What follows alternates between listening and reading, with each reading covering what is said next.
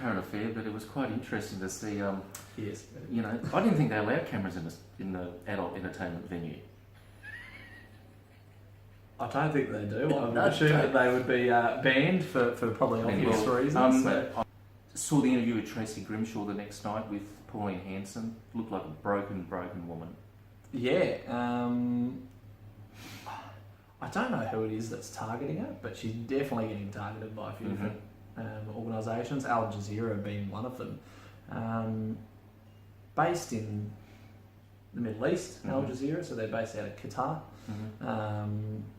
So yeah, I don't know, maybe she's done something to piss someone off over there, or who knows. But yes, very interesting. Paul Murray actually pointed out they didn't release the footage, Al Jazeera, and in his words, if they hadn't released it and someone else had run that footage, surely, as the content owner, they would be suing them. They'd be suing the network. Yep. Nothing's happened. So they knew about it for sure. Yeah, so. But anyhow, I definitely know. I'm talking to a friend of mine here who's in the other room. He's, his strong feeling is that Pauline's going to get a lot more votes, and he's. I think all that's done is help her. Yeah. It'll be interesting. I mean, last time around with the state government, we had a bit of polling to go on. I did have some polling results, some early polling results. The Chronicle ran one on Facebook to see what people's preferred Prime Minister would be. In the Chronicle Facebook poll, 67% of people preferred Prime Minister would be Scott Morrison, ScoMo, and 33% for Bill Shorten. Right.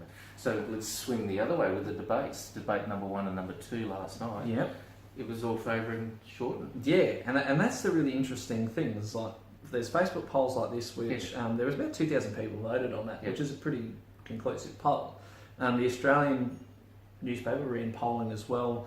46% preferred Prime Minister for Scott Morrison, so a significant drop out of that, and 35% for Bill Shorten. So not a huge increase on the Australian polling, even though there was a massive decrease for Scott Morrison.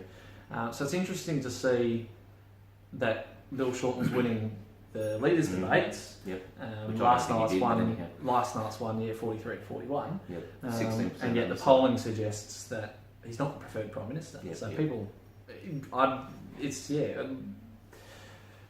it's hard to tell which way this election's going to go. It could be a hung parliament for all we know at this point. So, mate, I did an interview with Elise Nilligan, and quite a nice lady, and she drew position number 1 on the ballot paper. She did, yeah. So that's 2 that I've been involved with you, Daryl. It's the state government, and then this one round where the Greens have got number 1 on the ballot. So they've got a good stroke of luck there. As far as the ballot goes, so we've got the Greens at number 1. Pauline Hanson's One Nation with David King. It's number 2. Have you met him? I haven't met him. I haven't, no. Fraser Anning's Conservative National Party, a bit of a mouthful there. Perry Adrelius. He's been quite busy, been out at Marangdane Pub, he's been having things. I've had some girlfriends give me some feedback, and they're saying he's a pretty good guy. Cool. Liberal National Party of Queensland, so the incumbent member John McVeigh. The United Australia Party with Kenneth Ian Law, number 5, and then again, stroke of bad luck, because on the state government they drew the same position. The Australian Labor Party, Troy Kay this time in position number 6, the last spot on the ballot. There you go. So if you donkey vote 1 through 6, then depending on donkey vote, but then cast it properly. But if you were to donkey vote, for example, and you went 1 to 6, and John McVeigh had the most votes, primary, and Troy Kay had the second most votes out of the whole lot, your vote's going to go to John McVeigh because he's higher in your preferences. There you go. So just understand that, and I guess that's the main thing. Just vote properly. I don't really actually mind who you vote for. I mean, I have my preferences, but so long as you cast it properly and formally, vote for all 6 on the ballot. Don't double up numbers. Don't add people's names. Don't draw appendages on there. No one needs to see that. So funny as some of them are. No one else is it. Don't need to see Just, it. Mate, the young kids have been out rallying again over climate change. They've done 2 now, and I guess if you guys, you know, I know I've got a younger audience out there. We know we've got some young people watching. I must admit, I was a little bit, when I was 18 into my 25, I was a bit blasé. I didn't take it seriously, but I really think now the world and politics, and you really need to take it seriously. Yeah. Get your message out there. It sounds really sad, but one of the things I was most excited for when I turned 18, which was 10 years ago now, was the fact that I was able to vote. Mm-hmm. I was able to have my say and cast my vote for the people that represent me. Yeah.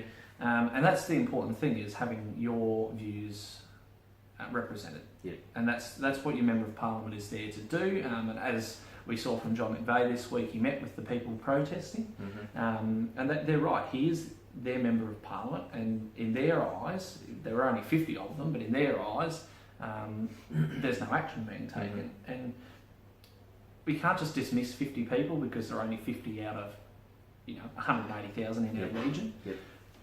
They're still a percentage of the population, just like they're a percentage of the population that have quite radical views on the right-hand side of politics. So, Yeah, so guys, the younger people there watching the channel and watching Ben's page, just please vote carefully. And as you said, we don't care who you vote for, just vote. Yeah, just make sure it's a formal vote. Yeah. Number all 6 boxes. Yeah. On the Senate, vote for the 12 below the line. Yeah. In the party that you choose, or the 6 above the line. Yeah, right, mate. Thanks for your time today. No worries, Darryl. From one Toowoomba advocate and another Toowoomba advocate, take care, Toowoomba, and Toowoomba 4350 TV. It's more than just a postcode. Take care.